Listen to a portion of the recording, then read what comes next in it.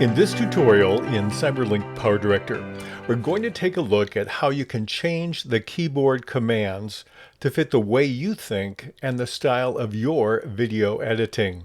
Sometimes the commands that are built into PowerDirector don't seem intuitive to any of us, and so you can modify those to fit the way you think and the way you like to edit. This can vastly increase your productivity. There are actually other things that you can add to the list of keyboard commands to make it faster yet. So let me show you how this works. We're going to take a new example. There is a difference in PowerDirector 365 in the most recent release on how you select a range. To do that, you can highlight one or more clips like I will on this text, and then you press the X key and it will start the in and out for that range. You can modify it all you want, but it's the X key. Now, one of my subscribers said, that doesn't seem intuitive to me. I would like maybe a different key to work because that's not how I think. So let's look at how we can change some of that. So what we're going to do is go to it one of two ways. One way is to click on the Edit menu and choose Keyboard Hotkeys and then Customize. And then you'll see this menu. I'm going to cancel out of that.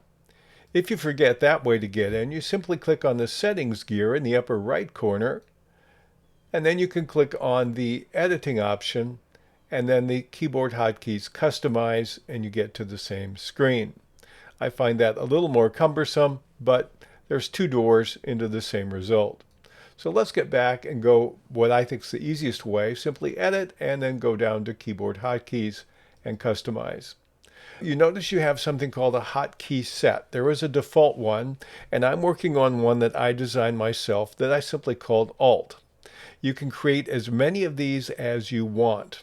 So if I click on the down arrow, I see right now I have only two to pick from. I have the PowerDirector default, which sets everything to factory normal. Then I have one I'm using that I called Alt that I modified for my use. We're going to show you how to create as many of these as possible in a moment. But you notice you have different classes of commands. You have the application menu bar, and there is a triangle indicating you have 4 different submenus under the application bar.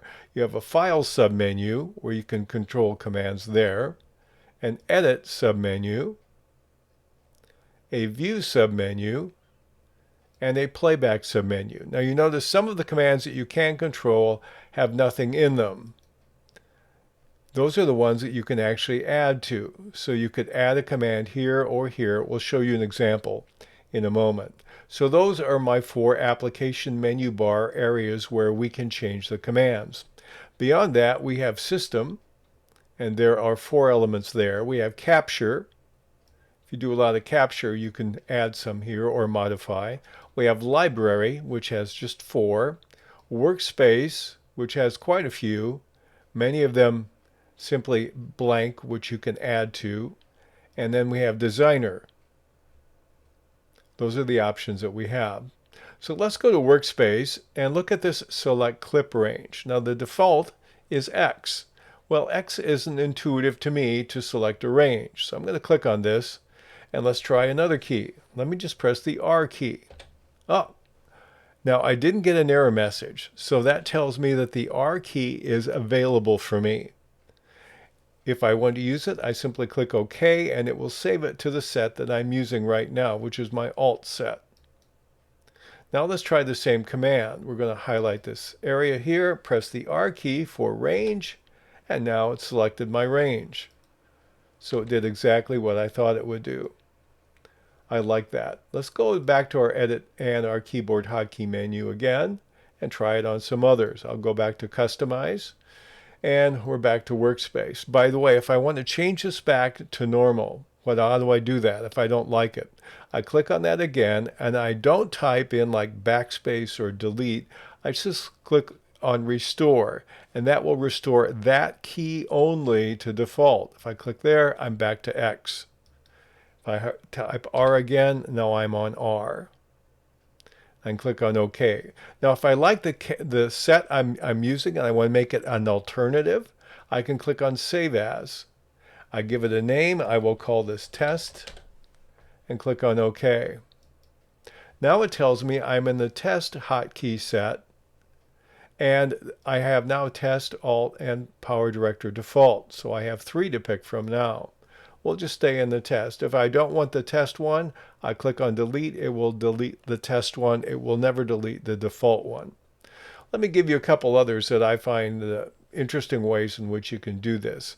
We have a restore opacity level. Let's say I want to restore the opacity. Well, maybe I could do that with the O for opacity. Now I have an error message. It says the O is currently used as mark out. So what I would have to do is I would have to remap that to O, and then I'm messing with the O command. I don't want to do that. I'm going to click on cancel. Try Control O. Control O is also used to open a project. I don't want that. I'll click on cancel. How about Alt O? Oh, Alt O is available. So if I want Alt O to restore opacity, I can use that. Let's try that.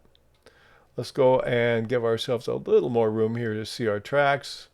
I'll increase the track here. Let's change the opacity here and lower it down just a little bit. No, quite a bit there, it looks like. Okay, so I changed the opacity on the video clip. I'll try Alt O, and it restored it. So it works. Let's try a couple of others. I'm going to click on the edit again, go to keyboard hotkeys and customize. I could use one to insert a project, do all kinds of things. I want to go to the library one. Here's one that bugs me. Import media files is Control Q. So if I want to import new files into my media room, I do Control Q. I don't like that. Q isn't intuitive to anything for me. I'll click on here. Let's try I for import. No, I can't use that. That is used already as mark in, and I want to leave that as mark in. So I'll cancel that.